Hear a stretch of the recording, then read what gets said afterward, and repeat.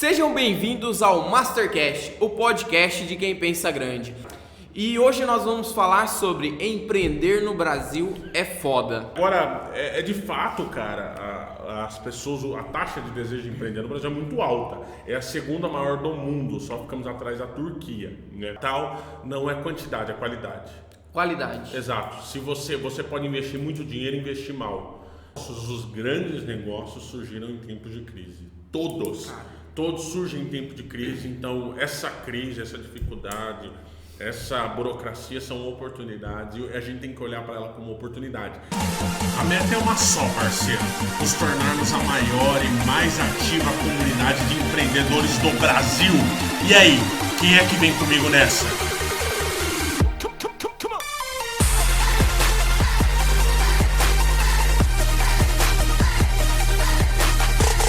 Meu nome é Daniel Portela. Meu nome é Danilo Juari.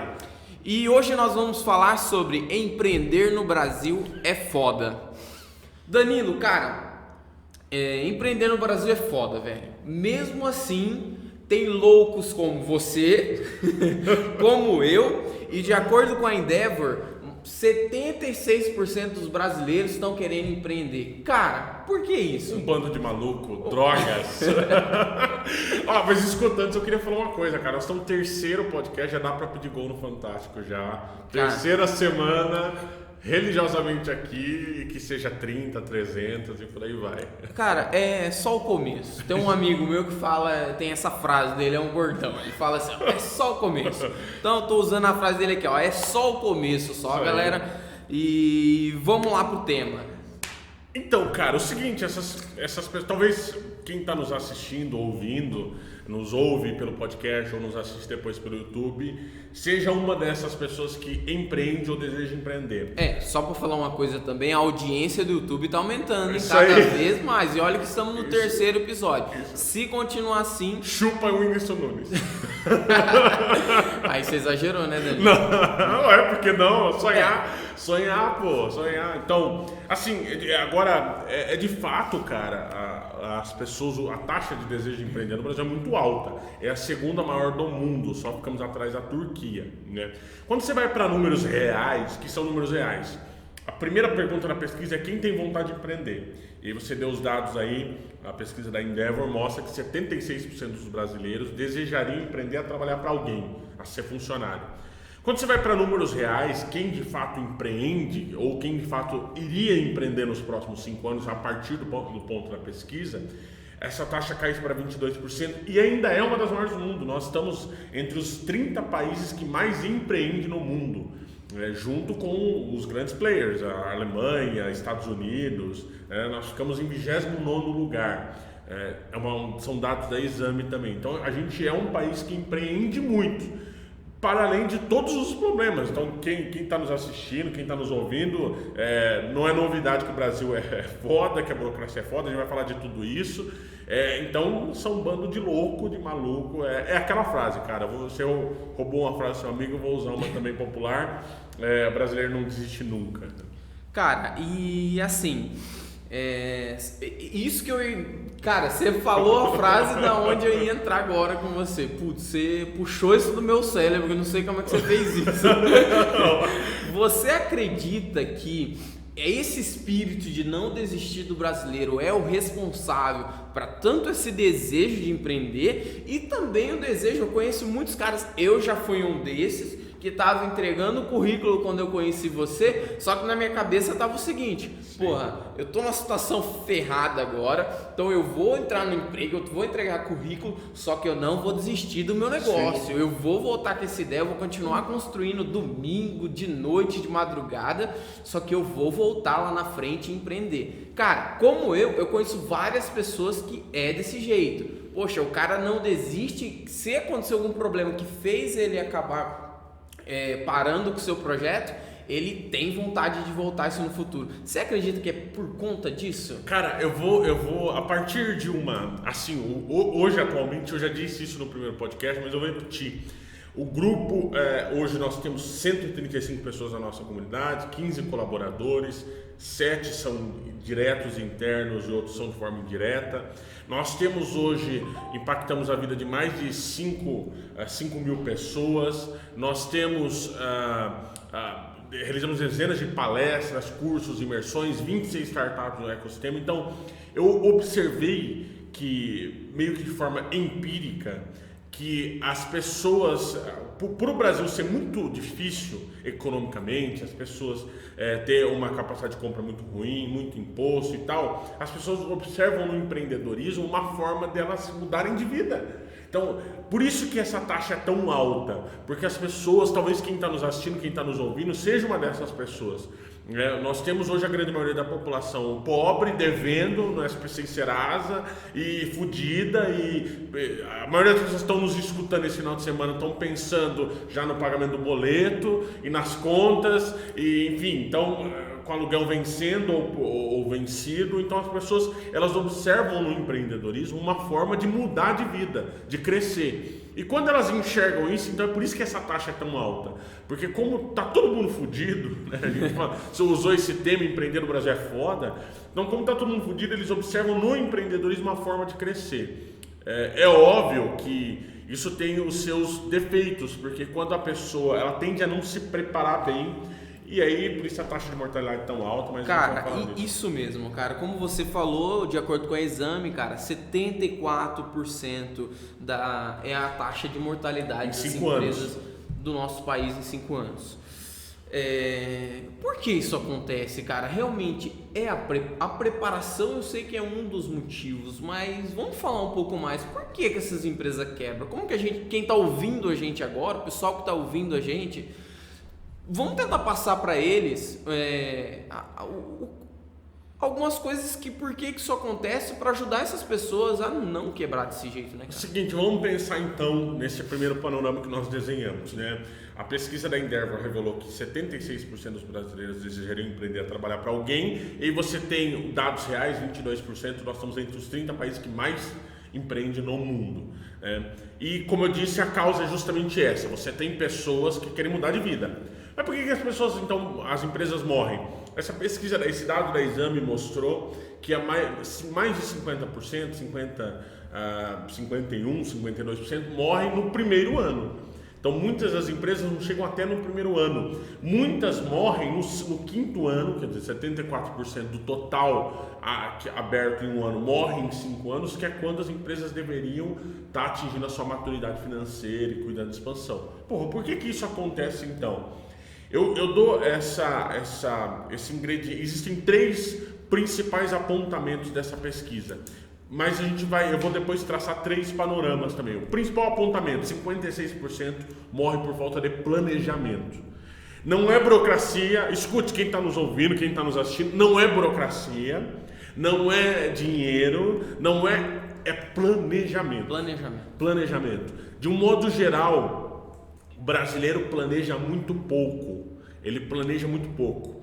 Existe uma pesquisa da Robert Half que diz que 82% foi feito uma pesquisa com mais de 6 mil pessoas de diversas classes, A, B, C, D e E. E foi observado que dentro das pessoas de classe C, D e E, 82% dessas pessoas sequer têm planejamento de curto prazo. Sabe o que é planejamento de curto prazo? Agenda. 82%. Essa taxa em pessoas de classe B e A, ela vai praticamente a 12%, 8%, então ela diminui bruscamente. Você está querendo dizer que uma simples agenda, se o cara fazer, ele já diminui essa taxa? Não tem. Então, você observa que o brasileiro não planeja muito, né? Ele não gosta de planejar, ele acha o planejamento uma perda de tempo, ele acha que ele tem que simplesmente começar. Talvez por encontrar no empreendedorismo uma forma de mudar de vida, geralmente o empreendedor que começa a empreender, ele já começa fudido, ele já começa devendo. Ele pega dinheiro de familiar, cheque especial, FGTS porque acabou de sair do emprego. Então ele está num momento conturbado da vida dele, e a ideia de empreender vem geralmente desses momentos conturbados. Raramente, muito poucas ocasiões, o cara empreende de forma organizada e planejada, porque normalmente é uma consequência de uma demissão, é uma consequência de uma quebra, é uma consequência de algum problema financeiro grande, e ele observa no empreendedor uma forma de resolver aquele problema. Então ele planeja pouco, 56%. 24% das empresas falem por conta de financeiro, dinheiro, capital. Porque o brasileiro ele também não tem fonte de captação de recursos. Hoje, se você emprestar, é aquela coisa, né? Ou entre a cruz e a espada. Se você emprestar de um banco, os juros no Brasil, nós estamos aí com a taxa Selic de 6%, mas os bancos explodem isso muito. Cheque especial é o maior juros de cheque especial do mundo. Então, se emprestar de banco é foda, é a cruz. Mas se emprestar de família ou pegar as suas reservas, é espada, porque vai dar problema. Então, o brasileiro ele só tem essas fontes de captação, por justamente não ter uma cultura de planejamento financeiro, onde ele guarde dinheiro, onde ele preveja os próximos anos, onde ele planeja os próximos anos e consiga guardar dinheiro para montar o seu próprio negócio. E 20% dos negócios que morrem por conta de gestão, né? Que é literalmente a condução do dia a dia do negócio. Por que isso acontece? Normalmente as empresas elas são de cunho familiar.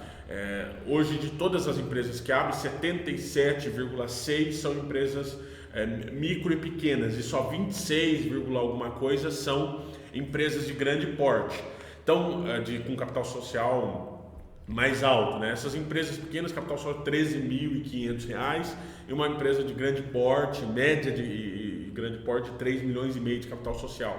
Então, essas 77% dessas pessoas geralmente são empresas familiares que pecam na gestão. O empreendedor brasileiro não prioriza o aprendizado, não prioriza a profissionalização do negócio, né? Então, fecha por conta de gestão. Mas eu creio que tem 3 ingredientes, se me permitir explicar também, que contribuem para isso. E o primeiro, sem dúvida, que a gente pode esmiuçar agora é a cultura.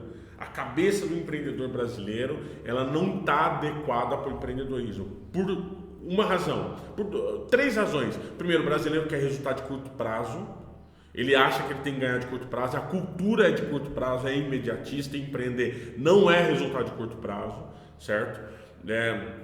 Segundo, o brasileiro ele é muito arrogante, muito. Se você corrigir o empreendedor brasileiro, ele vai virar teu inimigo. Se você corrigir um empreendedor americano, ele vai se tornar o teu melhor amigo. Então o brasileiro ele não prioriza mentoria, ele não prioriza conselho, então ele é arrogante. Esse é o terceiro fator do mindset do empreendedor brasileiro. E ele dificilmente aprende com os erros. Ele erra uma vez, erra 2 vezes. E isso não é tanto da questão cultural que eu falei, de arrogância. Pode parecer um pouco de arrogância, mas eu desmembro isso justamente por uma questão de ignorância. Eu acho que o empreendedor brasileiro é mais ignorante e ele não prioriza de fato a inteligência. Então a cultura atrapalha. É que a gente pode esmiuçar agora. Eu acho que a cultura é o principal problema. E depois vem, além da cultura, a burocracia, com certeza é um problema, e outras questões. Mas acho que a cultura do empreendedor brasileiro atrapalha muito. Você acabou de citar... São 3 dados que você falou. Você falou do planejamento, do capital e da gestão. E um conselho que eu tento passar para todo mundo que eu convivo, todos os colegas, e esse eu aprendi com você. Sim. Na parte de planejamento, você me ensinou sobre a matriz do urgente e importante. A matriz urgente e importante te ajuda a priorizar as coisas importantes, as coisas que você precisa fazer, as coisas que acontecem urgência que você realmente não tem o que fazer, e eliminar principalmente as coisas inúteis da sua agenda, do seu planejamento. Quando eu aprendi isso sobre a matriz urgente e importante, isso mudou toda a forma de eu trabalhar, isso mudou a maneira de que eu marco os meus compromissos, marco minhas reuniões, priorizo a parte de desenvolvimento, outra parte. E isso me ajudou muito. É uma dica interessante para você que está nos ouvindo pesquisar e conhecer um pouco mais sobre a matriz urgente e importante. Você tem algum conteúdo para indicar pro pessoal relacionado a isso? Você já tem isso divulgado ou não? Ou se não tiver, já passa agora. Eu pretendo talvez escrever só sobre gestão e planejamento de negócios, um livro só sobre isso, né? Agora eu estou encerrando meu livro de network para a rede do N1, mas pretendo fazê-lo. Mas a matriz urgente e importante nada mais é do que a divisão do que é urgente e do que não é urgente, do que é importante e do que não é importante. Então é literalmente uma matriz dividida em 4, com linhas cruzadas, 4 ambientes, na primeira coluna urgente, na segunda não urgente, na primeira linha importante, na segunda não importante, e você começa a colocar e medir e pesar todas as suas atividades. Normalmente o empreendedor brasileiro, ele até tem agenda cheia no sentido não físico, né? Porque ele, como a gente já disse, não prioriza planejamento.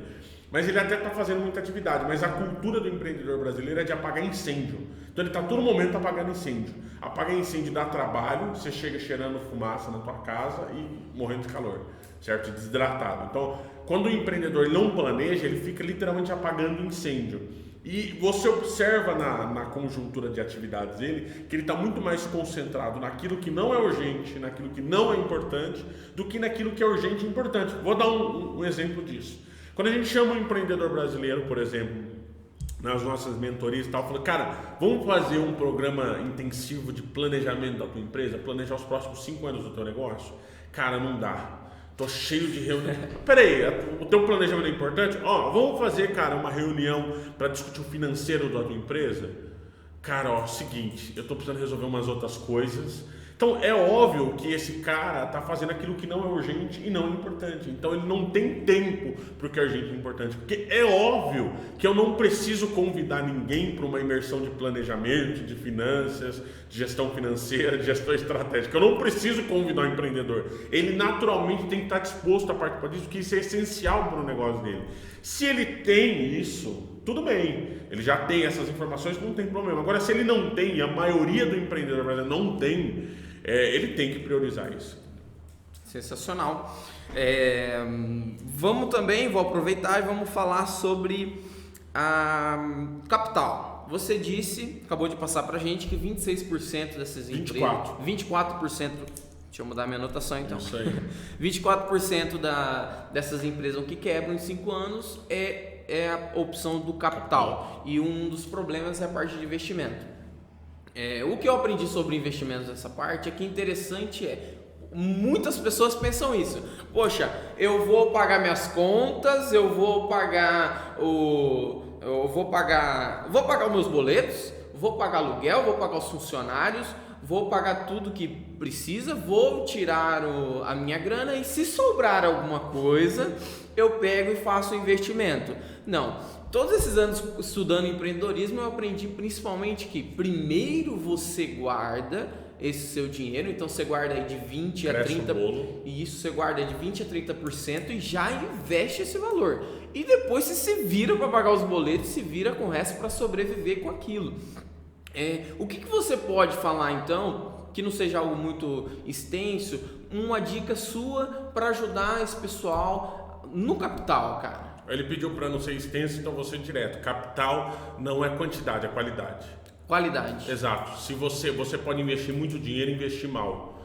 Se você gerir mal o dinheiro e aplicar nos setores errados da sua empresa, em estrutura, por exemplo, que não retorna, pelo contrário, estrutura deprecia. Se você investir muito mais no prédio e muito menos nas pessoas, na venda, na parte de gestão de gente, não na parte de gestão de pessoas, que eu não gosto dessa palavra, na parte de gestão de gente, na parte de preparação da tua equipe, investir em estrutura, prédio, você vai provavelmente se fuder, você vai se ferrar.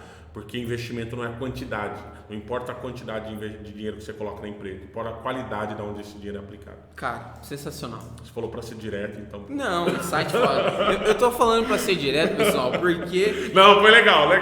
Capital, dá pra gente fazer um episódio só de capital. Sim, e a gente legal. vai fazer, a gente só tá começando. Verdade, legal. Boa ideia. Ficou compromisso aqui. Isso, a gente só tá começando. Então, gestão, cara. 20% das empresas quebram por gestão. E eu senti isso na pele, no meu primeiro negócio que eu abri uma cantina na faculdade. Cara, gestão estava complicada. E foi aí que eu peguei e comecei a desenvolver o meu sistema. Por isso que hoje eu tenho uma empresa com sistema, com software de gestão. Estou puxando um pouquinho pro meu lado aqui. Sim. Então, assim, eu desenvolvi o sistema ali para minha necessidade. Eu comecei, foi assim. Comecei precisando ali para minha cantina, a gestão estava indo pro saco, não sabia para onde estava indo o dinheiro, para onde estava voltando. Então foi ali que eu comecei a desenvolver um programa específico pro meu negócio. E foi aí que hoje eu abri minha empresa e tenho uma empresa de gestão. Então, uma das dicas que eu dou para você é tenha um software de gestão que ajude na sua gestão para você não entrar nessa estatística de 20%. Agora, eu quero que você, Danilo, passe pra gente uma dica de gestão pro cara também rápido. Eu acredito e gosto muito e aprendi com você que você fala muito da mentalidade. Sim. Então eu queria que você passasse mais nessa parte que você tem, nessa parte de mentoria que você dá. Cara, como que a mentalidade pode ajudar na gestão da empresa do cara e pessoal também? O seguinte, também sendo objetivo rápido para quem está nos assistindo, ouvindo, o brasileiro ele não gera, ele digere. Ele não gera o teu negócio, ele digere, ele aceita todas as coisas, isso se transforma em gastrite, ansiedade, em depressão. Então ele não está gerindo. Porque o que é gerir? É você ter todos os dados e informações. Primeiro, o brasileiro não tem informação.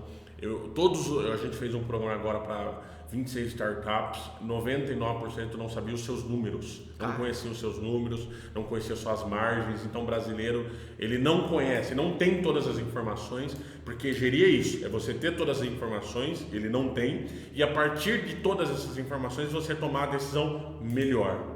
É o melhor caminho. Talvez não seja o que você queria. Talvez não seja, pode causar uma dor, porque tudo causa. Decidir é justamente, quando você decide um caminho, você abdica de outro. Então não dá para ser 100% perfeito. Mas o bom gestor, ele toma aquele que é o menos pior dos caminhos. Mas para isso você precisa conhecer bem todos os caminhos, de curto, médio e longo prazo. O brasileiro não conhece. Então o brasileiro não gere, ele digere. Ele passa a aceitar tudo. Eu já prestei consultoria para várias empresas e mentoria para vários negócios que estão dando prejuízo há anos. E o cara tá aceitando. Mas eu tô em depressão, eu tô triste, tá caindo cabelo. Porra, é tua empresa, é tua vida. Por que você já não tomou uma decisão no dia seguinte? Tua empresa deu um prejuízo hoje, amanhã você já tem que sair do teu lugar. E o brasileiro não faz isso. Então o brasileiro não gera, ele digere. Por isso a importância do mentor, né, cara? Sim, de um mentor, de um consultor, de um psicólogo, são pessoas que podem te ajudar em muito, cara. E a gente desvaloriza esse tipo de profissional. Mas eu creio que um olhar de fora é muito importante, porque a gente às vezes está no turbilhão e eu não estou fazendo um juízo de valor aqui de quem está nos assistindo, porque eu já passei por isso. Tendo todo o conhecimento, tendo toda a experiência, eu já passei disso. Porque eu observei que eu não sou empreendedor de palco, eu empreendo, tipo, tenho negócio, eu tenho folha de pagamento e tal. Então, quando eu comecei, eu estava dentro do turbilhão, a gente realmente não enxerga algumas coisas. Porque dentro do turbilhão é tudo nebuloso, escuro, frio, ventania, chuva, molhado. Então você não consegue observar tudo. Então a importância de você ter um mentor, um consultor, ou alguém de fora, ou ouvir, cara, a tua esposa, ouvir a tua mãe, que é a tua melhor mentora. Minha mãe é minha sócia, foi minha primeira investidora e minha mentora. A tua esposa, os teus filhos. Se você não tem, eu não tenho dinheiro para ter um consultor, e assim, se você não escuta a tua esposa em casa, você não vai escutar um mentor e um consultor, pelo contrário, você vai gastar dinheiro, você vai pagar para esse cara vai chegar na tua empresa e vai cobrar caro, porque é um profissional que cobra caro, porque ele tem que ter realmente uma experiência muito ampla em negócios para fazê-lo, e você não vai ouvir ele também. Então começa ouvindo tua esposa, talvez ela seja uma excelente mentora. É isso aí. Danilo, vamos lá, cara. Burocracia, cara. Burocracia é um cara... Cara, é muito no Brasil. Confusão. Isso nós concordamos, que isso é muito no nosso país, a burocracia. Mas assim, cara, eu tenho uma visão de que burocracia é algo bom. Se você não pode ficar olhando só pro lado ruim dela, você tem que olhar a visão do lado bom. A minha visão dela é que quanto mais burocracia, mais é difícil a porta de entrada para abrir, por exemplo, um tipo de negócio. E isso te faz ter menos concorrência. E como a gente tem o espírito de brasileiro, de força de vontade, de querer fazer acontecer, cara, Se o cara olhar com perspectiva positiva disso, isso traz muito mais positividade para ele do que algo ruim. O que você acredita assim, sobre eu não gosto de burocracia, eu tô torcendo para todas as autarquias, sindicatos e grupamentos e secretarias serem extintas no Brasil. Estou fazendo aqui uma campanha pessoal, que é a reforma tributária, a simplificação tributária. Isso é algo muito ruim. Mas você tocou numa coisa importante, do olhar, e eu creio isso. A gente tá bom, né? Talvez a gente terminou aqui nosso conteúdo, falamos a questão de capital, falamos a questão de gestão, e as pessoas estão nos ouvindo e falam, porra, vou desistir amanhã mesmo. Mas você citou uma coisa importante que me deu um clique sobre a oportunidade que todas essas dificuldades dão. Além da burocracia, talvez a burocracia seja bom só para quem vai criar software que resolve isso, né? Que automatiza e coloca tudo isso no meio online. Isso é uma ótima oportunidade. É por isso que eu tô em empresa. Então isso é muito sentido. bom. É muito bom, porque no papel não dá para o cara fazer isso. Então é uma ótima oportunidade. Para o empreendedor é prejudicial, mas você citou uma coisa do olhar. Foi bom você dar esse exemplo do software, porque eu tenho um exemplo muito grande disso na minha empresa. Sim. Cara, para você abrir uma empresa de software que emite... Por exemplo, estamos finalizando e entregando a versão da parte fiscal do nosso software. Cara, é um trampo para desenvolver essa parte de software, Sim. porque cada estado tem uma tributação. Sim, é uma confusão. Cara, é uma confusão toda. Então, assim, para você fazer um sistema de software hoje, embora tenha mais de 1000 empresas de software hoje, ainda é pouco. Ainda é pouco e falta empresa no mercado porque é muito complicado, cara. Não, cara, tudo no Brasil assim, abrir uma empresa é difícil, fechar um terror, né? Assim, eu não concordo com esse modelo brasileiro de burocracia. Eu acho que é uma carga muito pesada nos ombros do empreendedor, e o empreendedor tem que correr leve, né? Então eu não concordo. Mas você citou uma questão de olhar. Vamos pensar o seguinte: se empreender no Brasil é tão difícil e é tão complicado, isso significa que não é para poucos, não é para todos, é para poucos, né? Não é para qualquer um. E se não é para qualquer um, essa burocracia, esse capital e todas essas questões me obrigam e devem me obrigar a ser cada vez mais profissional, a evoluir. Suponhamos que se eu falasse para você, seu Denner, nós precisamos correr 10 quilômetros, você ia falar, olha, eu não consigo correr 10 quilômetros, não tem como, eu tento, não consigo. Se eu te colocasse com um bom tênis, numa pista de 10 quilômetros, soltasse atrás de você uma onça, provavelmente você correria 20 quilômetros. Né? Então eu creio que o brasileiro tem essa onça correndo. Talvez a maioria das pessoas não acordou para isso ainda. E eu creio que nós vamos passar a trazer convidados nos próximos e tal, mas essa é a minha última participação pura, né?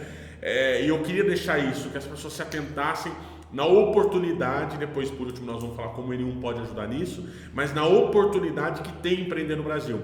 O Flávio Augusto tem uma frase muito legal que ele diz assim: a recompensa compensa no Brasil. E é por isso que num país tão difícil, tão burocrático, tão complicado, nós temos 8 pessoas na lista da Forbes, de homens mais ricos do mundo. Caramba. Nós somos a 8ª economia do mundo. Mesmo sendo o país mais burocrático, mais difícil, com maior imposto, com maior burocracia, com maior peso do Estado, ainda assim nós estamos num dos países mais ricos do mundo. Então, olha o potencial que nós temos. Evidentemente, se tudo isso se desfaz, eu faço votos para que se desfaça mesmo essa burocracia, esse peso, a gente vai ir muito mais rápido, pode chegar até segundo. Primeiro, não custa tentar passar os Estados Unidos, mas a gente tem potencial e inteligência para isso. Falta desenvolver a cultura para isso, que é ela que vai dar base. Mas a gente pode passar. Mas mesmo tendo todo esse problema, mesmo tendo toda essa dificuldade, essa taxa de mortalidade, o brasileiro não desiste nunca e nós temos potencial. Legal. Então, você acabou de ouvir o Danilo. Olhe para a burocracia como uma oportunidade. Busque para tudo, né? Tudo, burocracia, tributos, para a dificuldade de mercado, de venda. Olhe para tudo isso como uma oportunidade para você. Quer dizer, se há um defeito, um problema nisso, eu vou ser melhor. entendeu? Né? Cara, legal. E assim, eu acompanho muito política principalmente a parte liberal. E tá caminhando, cara, pro Brasil entrar um pouco mais pro livre mercado, aceitar um pouco mais, ter menos tributos. Isso vai diminuir a burocracia e tudo mais. Eu acredito, cara, que você que está nos ouvindo, se não empreende, já deveria ter começado há muito tempo.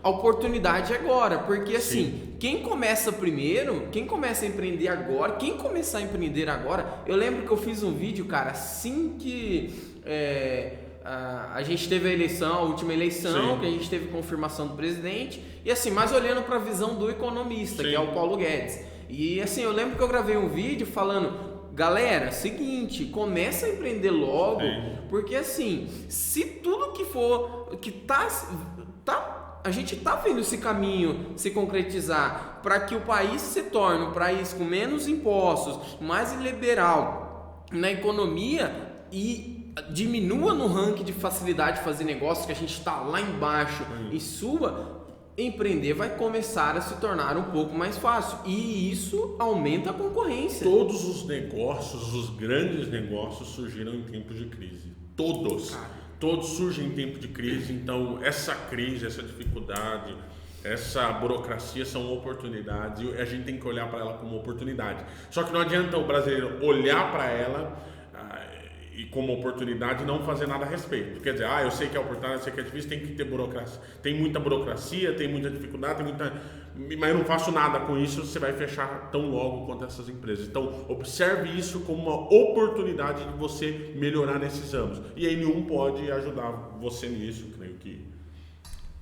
Já que você tocou na N1, vamos falar da N1, cara. Danilo, como que a gente, cara, como que nós da N1 pode ajudar essa comunidade, cara, sobre empreender no Brasil é foda? Como que a gente pode ajudar essa galera? Como que a gente já tá ajudando?